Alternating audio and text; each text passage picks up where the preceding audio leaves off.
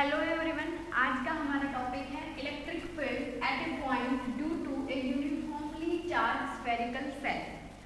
मतलब हमें क्या करना है, इलेक्ट्रिक फील्ड फाइंड आउट करनी है एक यूनिफॉर्मली चार्ज स्फेरिकल सेल की किस टाइप से है। इसको करने से पहले हम एक बार लास्ट लेक्चर में जो किया था उसको रिवाइज करते हैं, क्योंकि उसकी हमें यहाँ पर ज़रूरत है। क्या ज़रूरत है? लास्ट लेक्चर में जो हमने किया था वो था गोस थ्योरम, या फिर उसको हम नाम देते हैं गोस लॉ।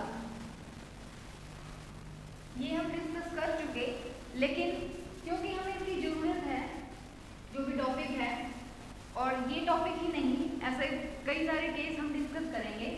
मतलब यहाँ पे जो कंडीशन है वो अलग है कि एक सेल दिया होगा, उसके ऊपर जो है वो उसके सिर्फ सरफेस के ऊपर चार्ज डिस्ट्रीब्यूट होगा। उस चार्ज कॉन्फ़िगरेशन की वजह से हमें इलेक्ट्रिक फील्ड फाइंड आउट करना है। उसके बाद एक स्फीयर गिवन होगा, हमें उसके कंप्लीट जो भी स्फीयर है उसके कंप्लीट पे चार्ज डिस्ट्रीब्यूट होगा, जिसकी वजह से हमें इलेक्ट्रिक फील्ड फाइंड आउट करना है। लेकिन फिलहाल हम क्या समझना चाह रहे हैं कि गोस लॉ जो हम कर चुके वो क्या था, हमने क्या लिखा था, फाई ई। फाई ई का मतलब यहाँ पर क्या है, फाई ई को हमने क्या बोला था, इलेक्ट्रिक फ्लक्स। इलेक्ट्रिक फ्लक्स हम डिफाइन कर चुके। इलेक्ट्रिक फ्लक्स का मतलब क्या होता है, एक तरीके से इस वर्ड में ही number of electric field lines, इतने वर्ड में ही इसकी डेफिनेशन कवर हो जाती है, इलेक्ट्रिक फील्ड लाइंस। ये हमारा इलेक्ट्रिक फ्लक्स था। मींस अगर इलेक्ट्रिक फील्ड जैसे हम ऐसे शो कर रहे हैं, ये हमारी इलेक्ट्रिक फील्ड है।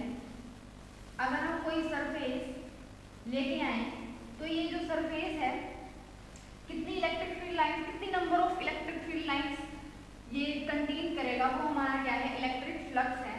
और जो भी हमारा सरफेस होता है, फॉर एग्जाम्पल ये हमारा सरफेस है, ये जो सरफेस है, हर एक सरफेस का एक हम एरिया वेक्टर बनाते हैं। मतलब यहाँ अगर हम बात करें, ये जो है सिंपली हम एक छोटा सा पैच लेते हैं, इसकी जो भी डायरेक्शन है वो आउटवर्ड नॉर्मल होती है। मतलब इसका अगर हमें एरिया वेक्टर शो करना है तो हम कैसे शो करेंगे, इस तरीके से, इसके आउटवर्ड। और भी एग्जाम्पल हम ले सकते हैं, जैसे हम ये शो कर रहे हैं, कोई भी एक छोटा सा एलिमेंट है, अगर हमें इसका एरिया वेक्टर बताना है तो कैसे बताएंगे, इसके आउटवर्ड नॉर्मल, वो हमारा क्या होता है, एरिया वेक्टर होता है। हम कैसे डिनोट करते हैं उसको, एन कैप से डिनोट करते हैं। इसको यूनिट नॉर्मल वेक्टर भी बोल देते हैं। तो यहाँ पर हम क्या कहना चाह रहे हैं कि गोस थ्योरम या फिर गोस लॉ जो हम कर चुके वो क्या था, फाई ई इक्वल्स टू किसके बराबर था, ये जो हमने साइन यूज किया है यहाँ पर, ये किसके लिए है, क्लोज सरफेस के लिए है, E vector dot ds vector. ये वैल्यू किसके बराबर थी, मतलब ये वैल्यू किसके ऊपर डिपेंड करेगी कि जो भी क्लोज सरफेस है उसके अंदर कितनी इलेक्ट्रिक फील्ड और कितना सरफेस एरिया है। ये कंप्लीट वैल्यू डिपेंड करेगी कि जो भी हम फिगर ले रहे हैं, फॉर एग्जांपल कोई भी हम एरिया ले रहे हैं, सरफेस एलिमेंट ले रहे हैं, वो उसकी वैल्यू कितनी आएगी, वो डिपेंड करेगी कि जो भी हमने क्लोज्ड फिगर मानी है उसके अंदर चार्ज कितना कंटेन है, डिवाइड बाय एप्सिलॉन। ये हमारा क्या था, गोस थ्योरम या फिर गोस लॉ था। इसी का यूज हम करेंगे इलेक्ट्रिक फील्ड को फाइंड आउट करने के लिए।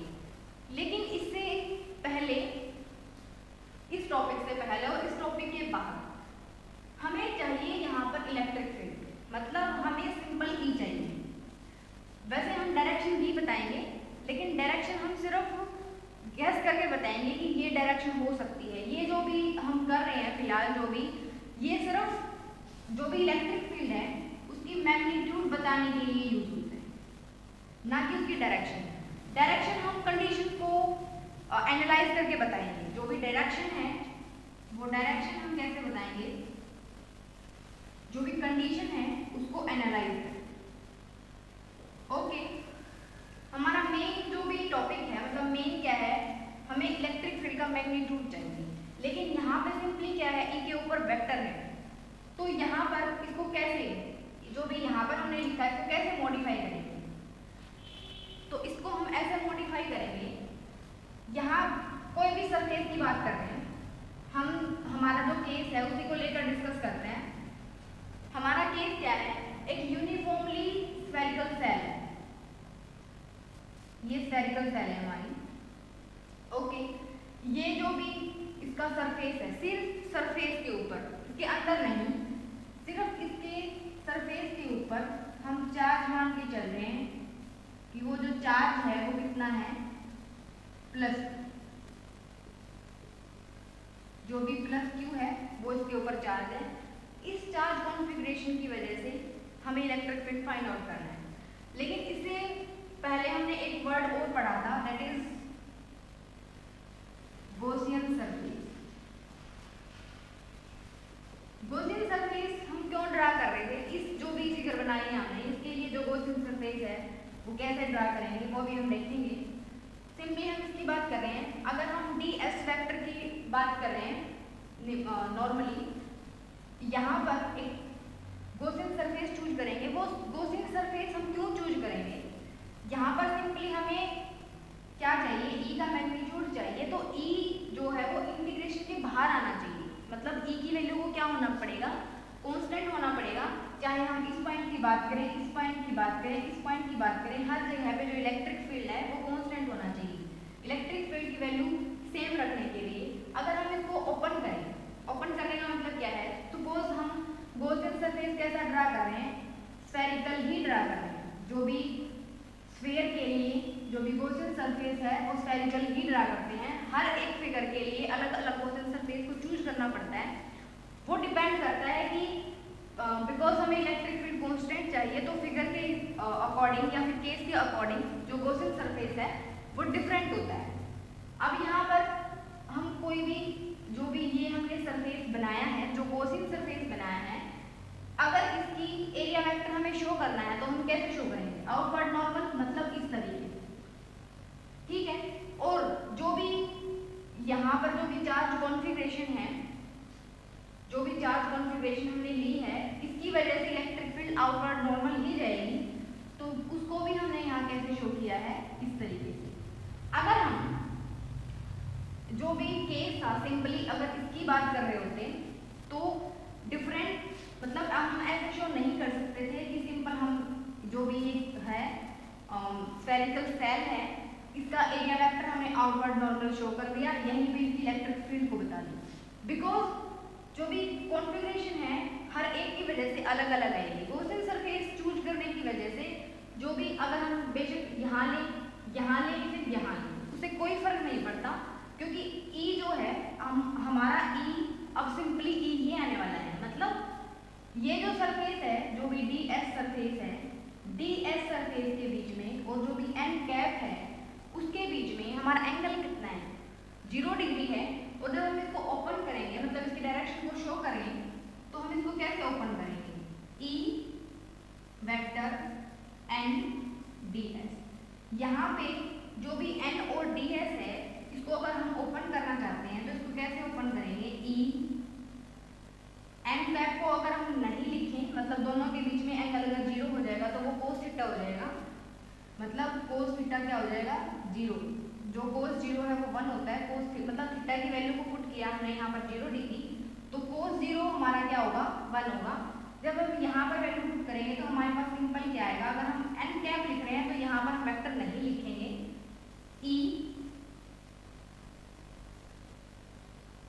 E dot D S.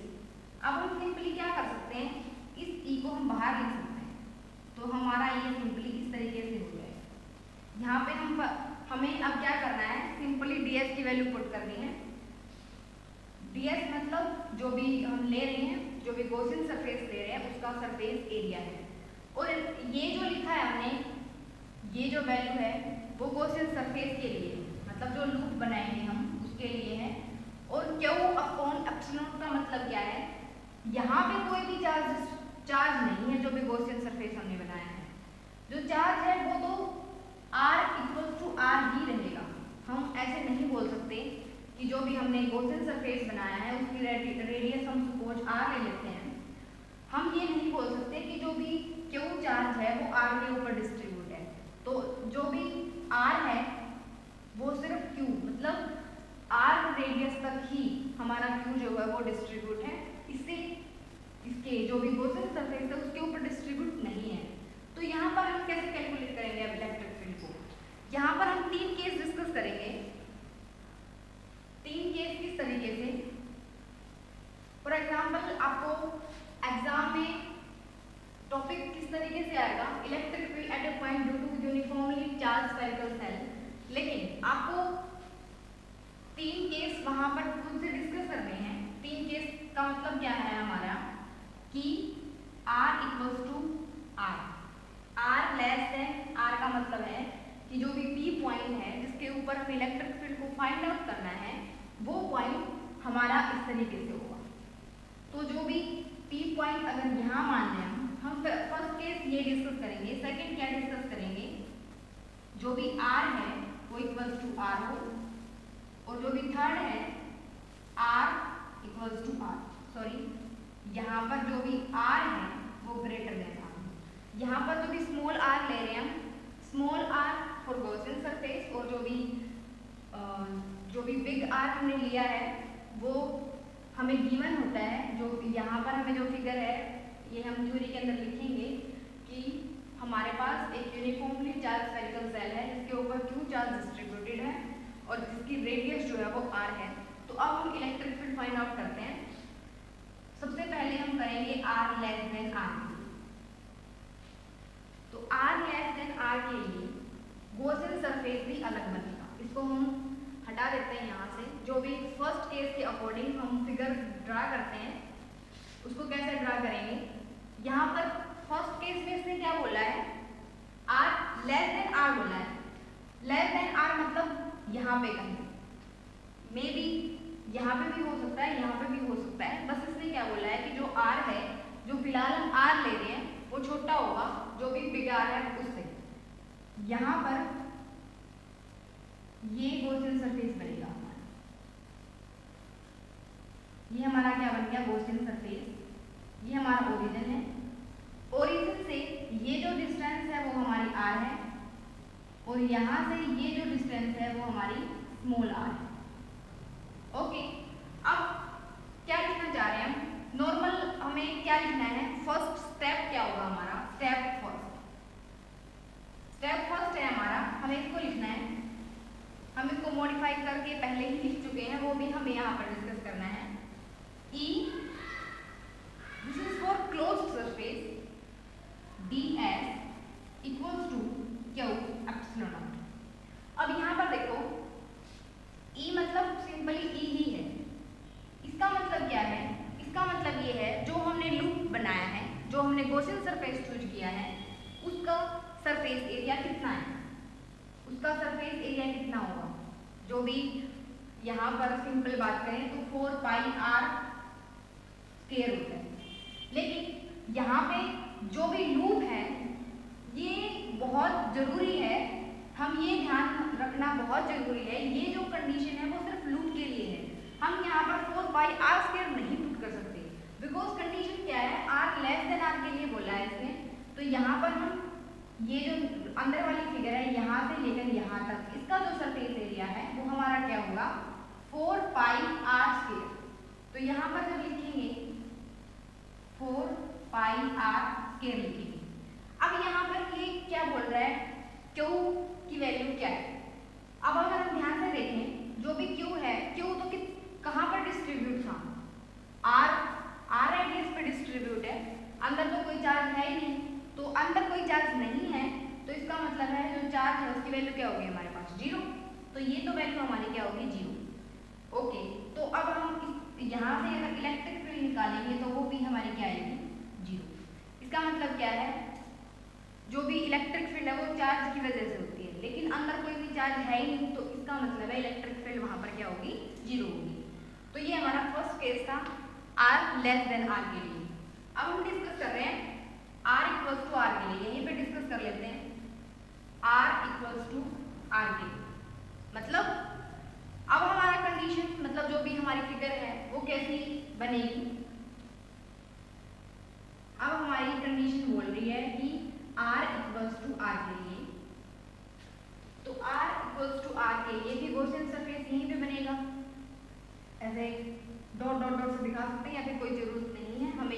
ये बात अंडरस्टूड है कि r इक्वल टू r के लिए है तो गॉसियन सरफेस भी यहीं पर बनेगा। ये हमारा ओरिजिन था और ये हमें जरूर शो करना है कि जो भी इसका एरिया वेक्टर है वो n कैप है और E जो है वो हमारी इलेक्ट्रिक फील्ड है। अगर हम नॉर्मली डायरेक्शन की बात करें, बाद में हम डायरेक्शन की भी बात करेंगे। नॉर्मली तो ये मैग्नीट्यूड निकालने के लिए होता है, लेकिन हम डायरेक्शन भी बता देते हैं कंडीशन को एनालाइज करके। ओके, यहाँ पर r इक्वल टू r की जब बात कर रहे हैं, यहाँ इसको भी हटा लेते हैं यहाँ से, क्योंकि ये जो केस है वो हमारा बिल्कुल डिफरेंट आने वाला है। E ds यहाँ की बात कर रहे हैं, यहाँ पर इस केस के लिए ये हमारा सेकंड केस है। सेकंड केस के लिए जो सरफेस एरिया है वो क्या होगा, 4 पाई r स्क्वायर E मल्टीप्लाई 4 पाई r स्क्वायर। जो भी चार्ज की वैल्यू है, चार्ज कहाँ तक जो भी यहाँ जो भी r रेडियस पर चार्ज कितना है दैट इज q। यहाँ पर जरूरी नहीं है, वैसे नॉर्मली ऐसे घुमा फिरा के क्वेश्चन नहीं पूछा जाता है, लेकिन हो सकता है यहाँ पर वो प्लस q चार्ज ना दिया, मतलब हो सकता है वो आपको यहाँ पर प्लस सिग्मा चार्ज दे दे, हो सकता है वो यहाँ पर आपको प्लस रो चार्ज दे दे। ये जो भी हमने लिखा है रो है, सिग्मा है, ये क्या होते हैं, इसको हम क्या बोलते हैं, सिंपल अगर हम सिग्मा की बात कर रहे हैं, सिग्मा की का मतलब क्या होता है, चार्ज पर यूनिट एरिया की अगर बात कर रहे हैं तो वो हमारा सिग्मा होता है। अगर रो की बात कर रहे हैं तो चार्ज पर यूनिट वॉल्यूम वो हमारा क्या होता है, रो होता है। हो सकता है कि वो सिग्मा अगर सिग्मा दे तो हम कैसे करेंगे, यहीं पर डिस्कस करते हैं। यहाँ से हम सिग्मा की फॉर्म में जो भी क्यू की वैल्यू है वो हमारी सिग्मा की फॉर्म में आ जाएगी, मतलब जो भी क्यू है सिग्मा इंटू एरिया हो जाएगा, और एरिया कितना है हमारा 4 पाई r स्क्वायर। तो ये वैल्यू हम यहाँ पर नॉर्मल पुट कर देंगे तो वो हमारा उसकी फॉर्म में आ जाएगा। लेकिन हमें जो भी बुक में गिवन है, जो भी केस हमें गिवन है वो प्लस क्यू चार्ज डिस्ट्रीब्यूशन के लिए ही है, तो यहाँ पर हम क्या लिखेंगे, क्यू बाई एप्सिलॉन ही लिखेंगे। उसके बाद क्या है, यहाँ से अगर E की वैल्यू को फाइंड आउट करें तो E की वैल्यू क्या आएगी हमारी, E equals to 1 by 4 pi epsilon naught. इसको हम स्टैंडर्ड फॉर्म में ही लिखेंगे। 1 एज इट इज है हमारा, यहाँ पर Q, यहाँ पर हमारा R। ये हमारी क्या है, इलेक्ट्रिक फील्ड। और अगर हम, ये है सिर्फ मैग्नीट्यूड, ये जो हमने यहाँ पर अभी लिखा है ये सिर्फ इसका मैग्नीट्यूड है।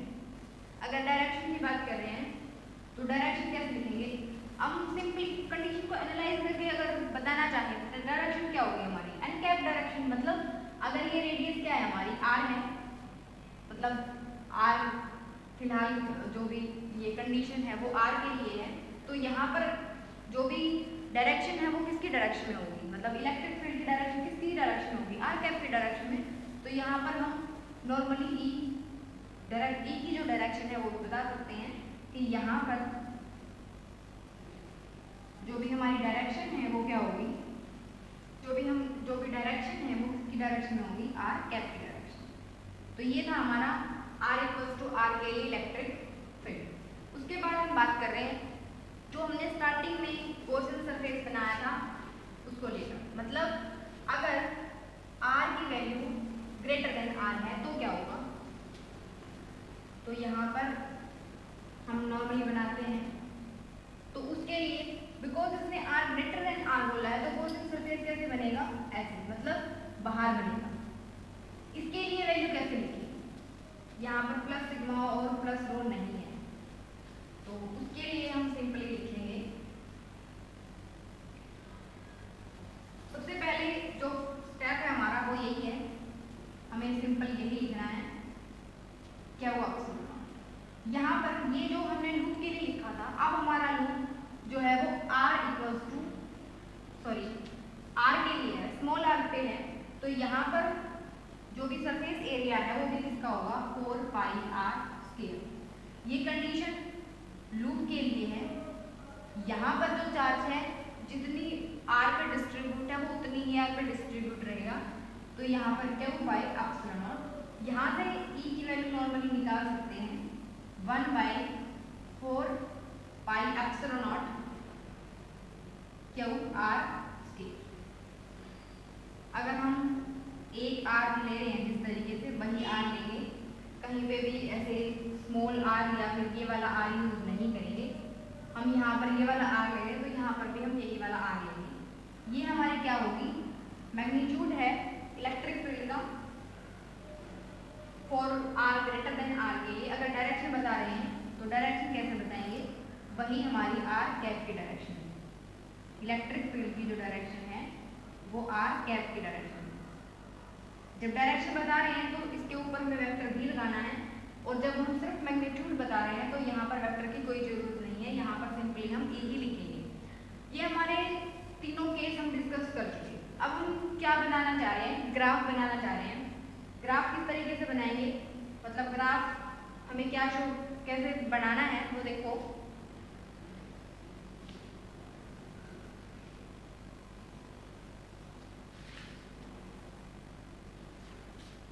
ग्राफ में क्या करेंगे, यहाँ पर हम लेंगे डिस्टेंस फ्रॉम ओरिजिन डिनोट, मतलब यहाँ पर तो जो ओरिजिन से डिस्टेंस है वो आर भी है और स्मॉल आर भी है और बिग आर भी है।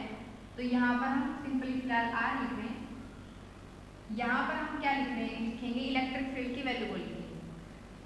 नॉर्मली बात कर रहे हैं, यहाँ हम मान लेते हैं कि ये पॉइंट ऐसा पॉइंट है जहाँ पर r इक्वल्स टू r।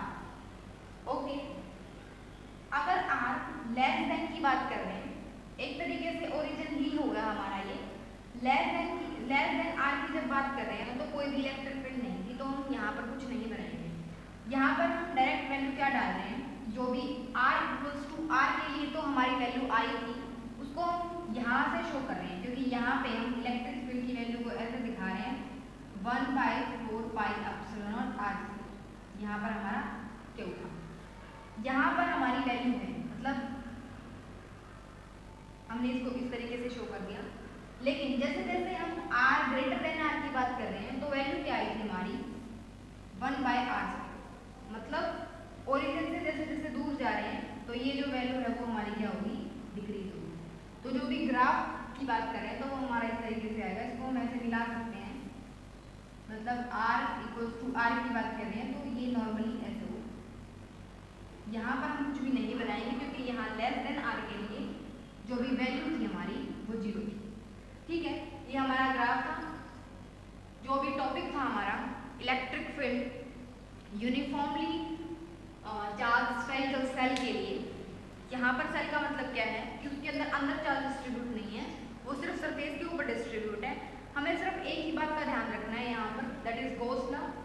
और ये जो है वो वैल्यू किसके लिए है और ये वैल्यू किसके लिए है, तो हम सिंपली तीनों केस आराम से निकाल सकते हैं।